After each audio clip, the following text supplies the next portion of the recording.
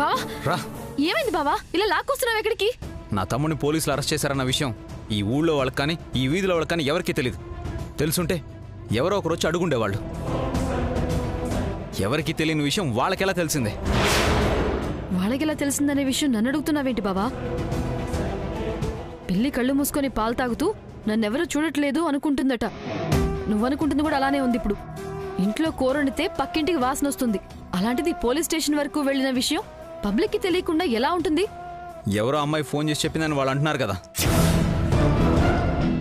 మా వదిన తప్ప మాకు తెలిసిన ఆడవాళ్ళు ఇంకెవరూ లేరు.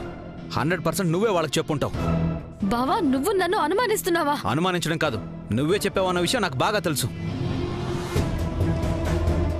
ఇప్పుడు నేను వాళ్ళ ఇంటికి తీసుకెళ్ళి వాళ్ళ సెల్ ఫోన్లో నువ్వు మాట్లాడిన సెల్ నంబర్ చూపించమంటావా? చేసింది నువ్వేనని వాళ్ళ ముందే నిరూపిస్తా. రా. నేను రాను బావా, నేను రాను. చెప్పకపోతే రావడానికి ఎందుకు భయపడుతున్నావు? నువ్వు చదువుకోలేదు, నీకు పెద్దగా తెలివితేటలు లేవు అనుకున్నాను. ఎవరికి రాని అనుమానం నీకు నా మీద వచ్చిందంటే నువ్వు చాలా తెలివైనడివి బావా. నువ్వే మన పెళ్లి గురించి మన ప్రేమ గురించి మీ వాళ్ళకి చెప్పుంటే నేను మీ తమ్ముడు గురించి వాళ్ళకి చెప్పాల్సిన అవసరం వచ్చేదే కాదు. నువ్వు చెప్పలేదు కాబట్టి నేనే చెప్పాను.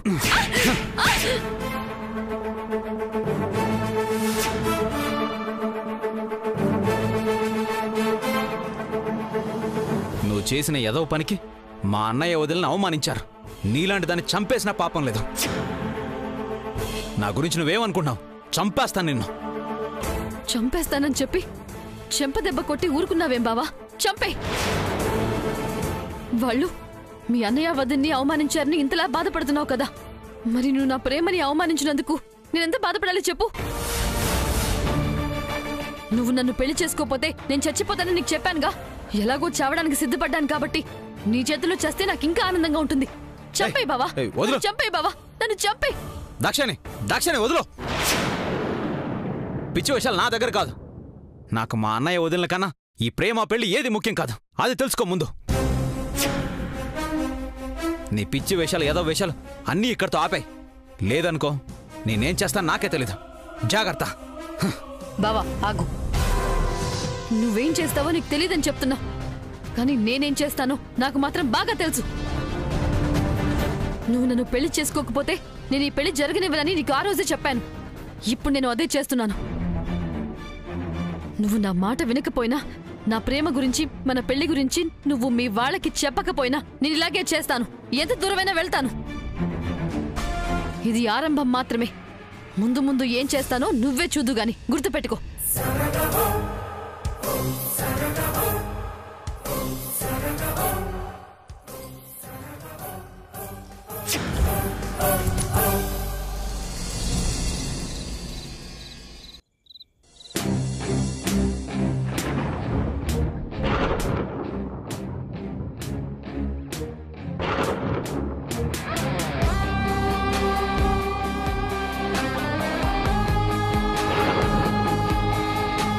మీ చిన్న తమ్ముడు గురించి మాకు ఒక విషయం తెలిసిందండి.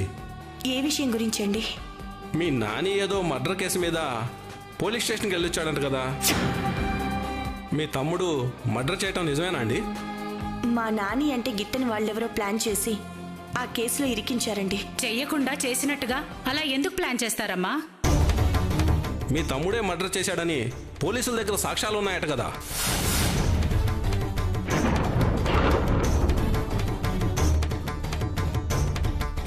మీ తమ్ముడు అరెస్ట్ అయ్యాడన్న విషయం ఓ అమ్మాయి మాకు ఫోన్ చేసి చెప్పిందంటే ఈ విషయం ఊరందరికీ తెలిసినట్టే కదా. అందరికీ తెలిసిన విషయం మా కూతుర్నివ్వబోతున్న మాకు మీరు చెప్పలేదంటే మీరు మా దగ్గర మీ కుటుంబ రహస్యాలు దాస్తున్నారనే కదా అర్థం. ఇలాంటి సంబంధం మాకు అవసరం లేదు. పదండి. ఏమండి ఒక్క నిమిషం.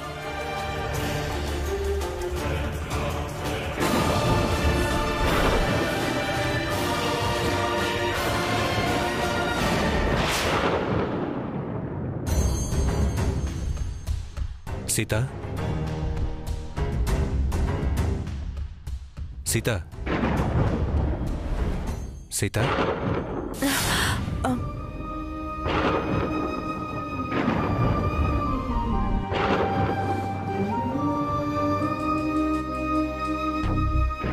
జరిగిన దాని గురించి బాధపడుతున్నావు సీత? ఇదేంటండి ఇలా జరుగుతోంది? మొదటి సంబంధం పెళ్లి చూపుల్లోనే చెడిపోయింది. రెండో సంబంధమేమో నిశ్చితార్థం జరిగాక చెడిపోయింది. సంబంధాలు ఎందుకు చెడిపోతున్నాయని ఎవరైనా అడిగితే ఏం చెప్దామండి? 100 మంచి పనులు చేస్తే మంచి పేరు వస్తుందో లేదో తెలియదు, కానీ ఒక చిన్న చెడు జరిగితే దానివల్ల వచ్చే ఫలితం ఇలాగే ఉంటుంది సీత. మనం కావాలని చెడు చేయలేదు, ఎవరికి ఎలాంటి అపకారమూ చేయలేదు. అయినా కూడా ఇలాంటివి జరిగితే భరించడానికి చాలా కష్టంగా ఉంటుందండి. నాని నిజంగా తప్పు చేశాడో లేదో తెలీదు. తెలియకముందే ఇలా అవుతోందంటే ఒకవేళ వాడే చేశాడని రుజువైతే ఇంకా ఘోరమైన అవమానాలు ఎదుర్కోవాల్సి వస్తుంది సీత. గ్రహస్థితుల్ని బట్టి, నేను పరిశీలించిన జాతకాన్ని బట్టి రాబోయే రోజుల్లో ఇప్పుడు మొదలైన సమస్యలు ఇంకా పెరిగే అవకాశం ఉంది. వచ్చే సమస్యల దాటికి రామరాజు ఉక్కిరి బిక్కిరి కావలసిన పరిస్థితులు కనిపిస్తున్నాయి. ఆ సమస్యల సుడిగుండాల నుంచి బయటపడటానికి నువ్వు నీ భర్తకి, నీ కుటుంబానికి అండగా నిలబడాలి సీత.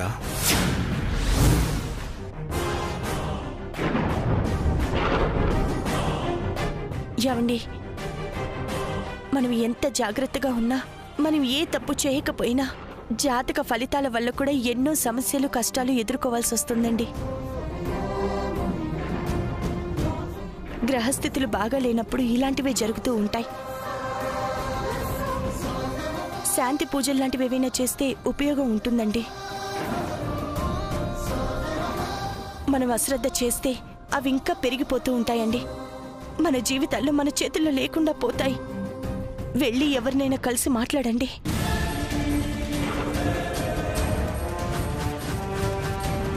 మన గురించి, మన కుటుంబం గురించి తెలిసిన సిద్ధాంతి గారు ఒకరున్నారు. రేపే వెళ్ళి ఆయనతో మాట్లాడతాను సీత.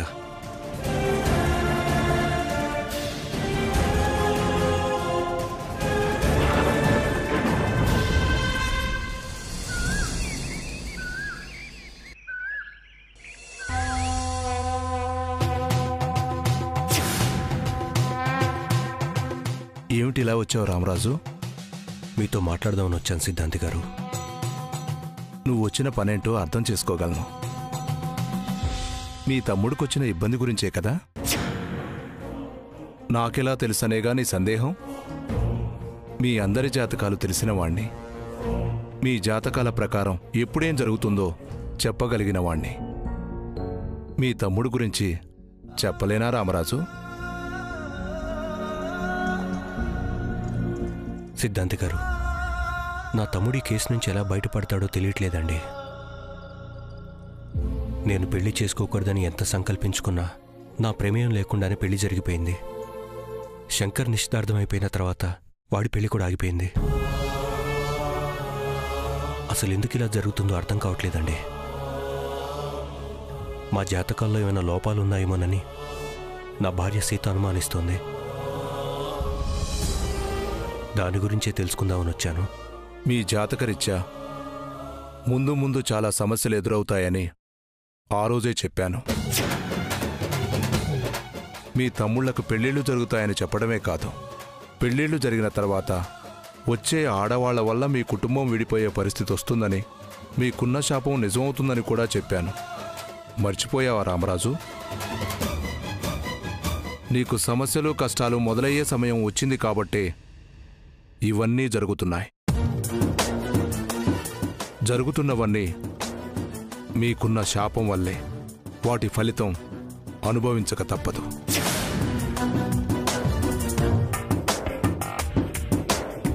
మొన్న గుడిలో నీ భార్య సీత కనిపించింది. నీ భార్యతో కూడా ఇదే విషయం చెప్పాను. అంటే మాకున్న శాపం గురించి సీతతో చెప్పారా? శాపం గురించి చెప్పలేదు. ఆవిడకు ఆ విషయం చెప్పకూడదని నాకు తెలుసు. మీకు ఎదురవ్వబోయే సమస్యల గురించి మాత్రమే చెప్పాను. దీనికేమైనా పరిహారం ఉంటే చెప్పండి. ఇప్పుడు మీకు ఎదురవుతున్నవి ఆరంభం మాత్రమే. వీటి గురించి మీరు ఇంత ఆందోళన పడితే ముందు ముందు ఇంకా చాలా పెద్ద సంఘటనలు ఎదురవుతుంటాయి. వాటినెలా తట్టుకుంటావు రామరాజు? ఎన్ని కష్టాలు వచ్చినా, ఎన్ని ఇబ్బందులు ఎదుర్కోవాల్సి వచ్చినా నువ్వు ఎలాంటి పరిస్థితుల్లో ఉన్నా నీ భార్య సీత నీకు అండగా తోడుగా ఉంటుంది. ఆ విషయంలో నువ్వు అదృష్టవంతుడు అనే చెప్పాలి. కష్టాలు వచ్చినప్పుడే నువ్వు ధైర్యంగా ఉండాలి. అంతకన్నా నేను చెప్పగలిగింది ఏమీ లేదు రామరాజు. కానీ ఏదైనా పూజ చేస్తే ఫలితం ఉంటుందా సిద్ధాంతి గారు? చేసే పూజల వల్ల జాతక ఫలితాలేమీ మారవు, కానీ కొంత ఉపశమనం ఉంటుంది.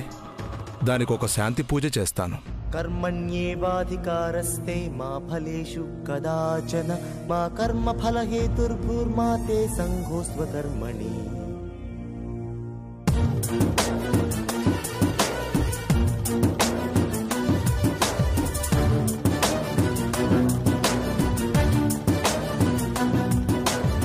నేను చెప్పిన ఈ శాంతి పూజ జరిపించండి.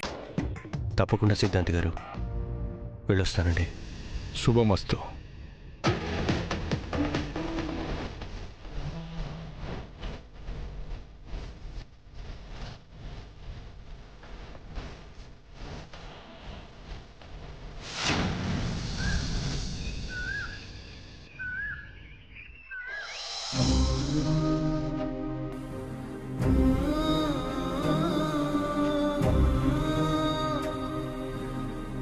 మీ తమ్ముడు అరెస్ట్ అయ్యాడన్న విషయం ఓ అమ్మాయి మాకు ఫోన్ చేసి చెప్పిందంటే ఈ విషయం ఊరందరికీ తెలిసినట్టే కదా. ఆ సమస్యల సుడిగుండాల నుంచి బయటపడటానికి నువ్వు నీ భర్తకి నీ కుటుంబానికి అండగా నిలబడాలి సీత.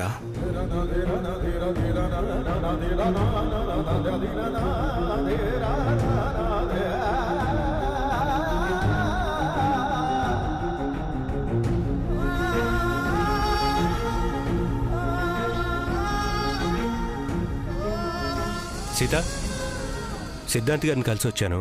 దోష నివారణకి శాంతి పూజ జరిపిస్తే మంచిదన్నారు. ఎప్పుడు చేయాలో ఎలా చేయాలో కనుక్కోలేదా? ఎలా చేయాలో అన్ని వివరంగా చెప్పారు. నువ్వు ఎప్పుడు చేద్దామంటే అప్పుడు చేద్దాం. ఇలాంటివి లేట్ చేయకూడదండి. మంచి రోజు చూసి చేసేద్దాం. సరే. మారుతి, హాయ్ గారు, ఈ డబ్బులు తీసుకెళ్ళి బయట వీరయ్య ఉంటాడు, అతనికి ఇచ్చే. అలాగేనండి.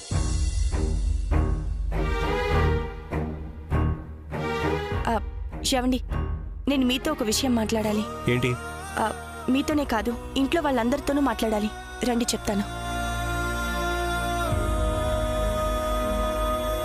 శంకర్, శ్రావణ్, నాని, శ్రావణ్, అందరూ రండి.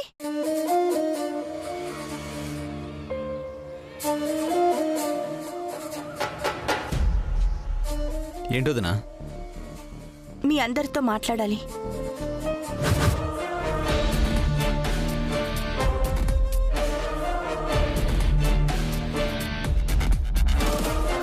చెప్పొదినా, ఏం మాట్లాడాలి?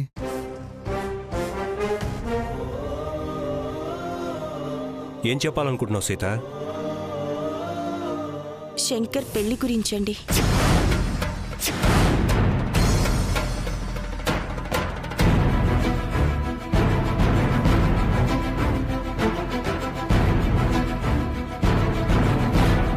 అదేనండి, నిన్న మన ఇంటికి వచ్చి వెళ్ళారు కదా, ఆ సంబంధం గురించి మీరందరూ ఏమనుకుంటున్నారు?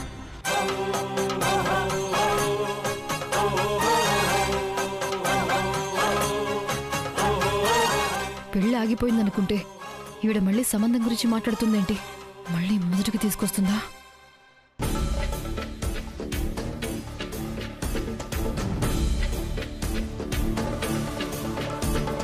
శంకర్కి ఆ అమ్మాయితో నిశ్చితార్థం కూడా జరిగింది.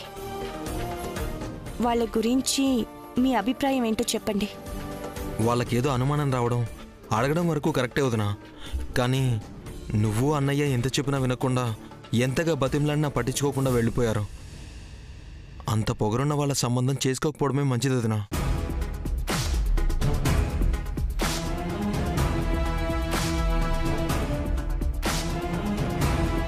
నా కారణంగానే వాళ్ళు మన సంబంధం వద్దనుకున్నారు. లేకపోతే వాళ్ళకి మనకి ఎలాంటి గొడవలు లేవు కదా. శంకరన్నయ్యకి ఈ సంబంధం చేస్తేనే కరెక్ట్ వదినా.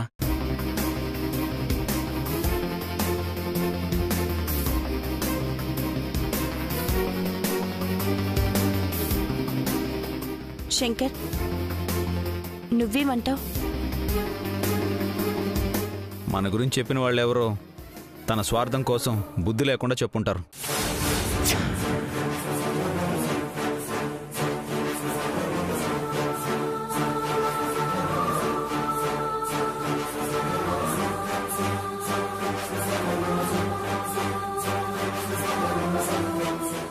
శంకర్ ఎవరి గురించో చెప్తుంటే ఈవిడ మొహం సీరియస్ అయిందేంటి?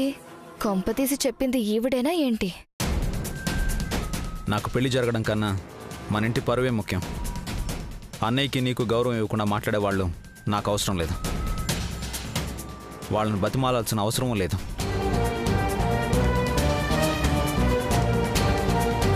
నాకు ఈ పెళ్లి చేసుకోవడం ఇష్టం లేదు వదినా.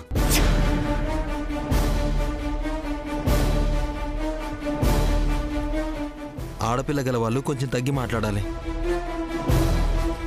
అలాంటిదేం లేకుండా వాళ్ళు మన సంబంధం వద్దనుకున్నప్పుడు మనం వాళ్ళే కావాలనుకోవడం మంచిది కాదు వదినా.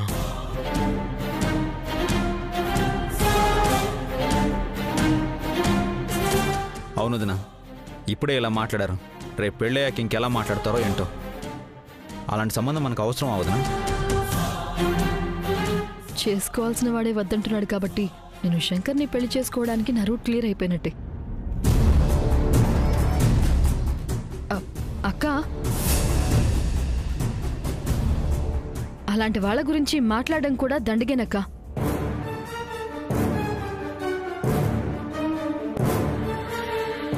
శ్రవణ్ వద్దని చెప్తున్నాడు, శంకర్ బావ ఇష్టం లేదంటున్నాడు. అసలు ఆ సంబంధం గురించి ఆలోచించిన కూడా వేస్టేనక్క. వాళ్ళు వద్దనుకున్నప్పుడు మనం కావాలని ఎందుకు అనుకోవాలి? శంకర్ బావని ఇష్టపడి బావని పెళ్లి చేసుకోవాలి అనుకునే ఇంకో అమ్మాయిని చూసి పెళ్లి చేస్తే మంచిది.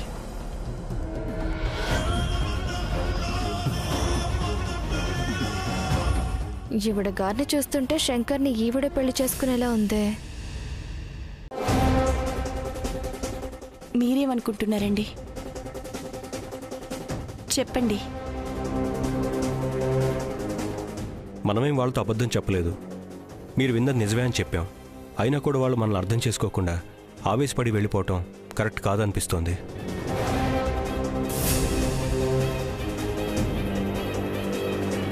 ఏదైనా సమస్య వచ్చినప్పుడు కలిసి కూర్చొని పరిష్కరించుకోవాలే కానీ మనం బ్రతిమాలుతున్నా పట్టించుకోకుండా వెళ్ళిపోవటం నాకు మంచిగా అనిపించలేదు సీత.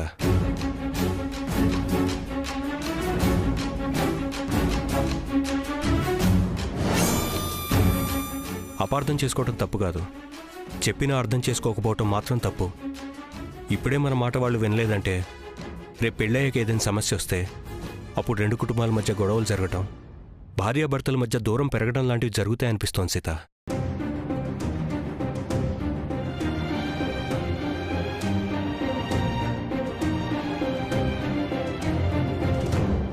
అది సరే, అసలు నువ్వేమనుకుంటున్నావు చెప్పు? ఈ పెళ్లి చేయడమే కరెక్ట్ అనుకుంటున్నానండి.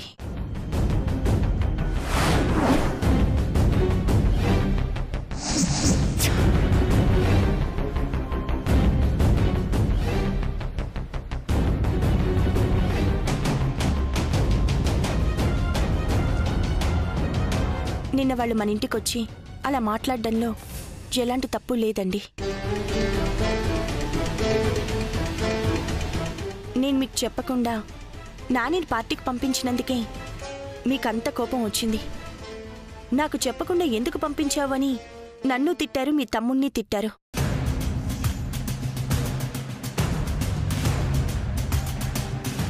మగపిల్లాడు 2 గంటలు తనకి తెలిసిన ఫ్రెండ్స్ దగ్గరికి వెళ్ళినందుకే మీకంత కోపం వచ్చిందంటే ఒక ఆడపిల్లని పర్మనెంట్గా మన ఇంటికి పంపించేవాళ్ళు మన గురించి ఆలోచించడం, మనల్ని అనుమానించడంలో తప్పే ఉందండి.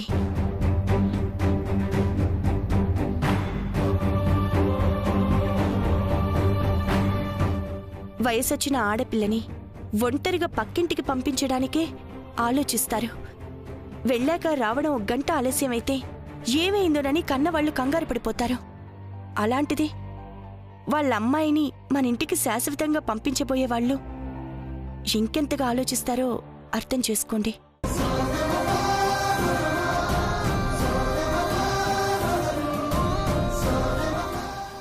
మీకు ఓ చెల్లుండుంటే మీ చెల్లికి పెళ్లి చేసి అత్తవారింటికి పంపించాలనుకున్నప్పుడు అవతల వాళ్ళ గురించి ఏం తెలుసుకోకుండానే పెళ్లి చేసి పంపించేస్తారా?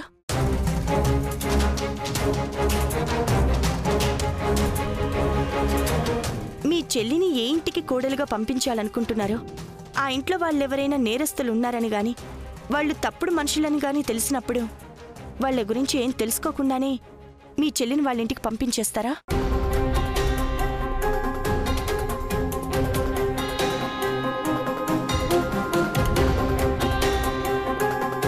వాళ్ళ గురించి ఏం తెలుసుకోకుండా వాళ్ళనేమీ అడగకుండా పెళ్లి చేసి పంపించారు కదా. వాళ్ళు కూడా అలాగే వచ్చి మనల్ని అడిగారు. ఇందులో తప్పే ఉందండి.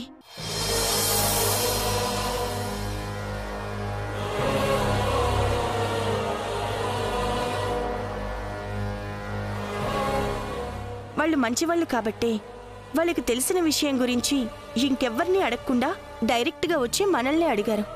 వాళ్ళు మనల్ని అడగకుండా మన గురించి ఇంకెవరినైనా అడుగుంటే పరాయి వాళ్ళ దగ్గర మన పరువు పోయుండేది కదండి.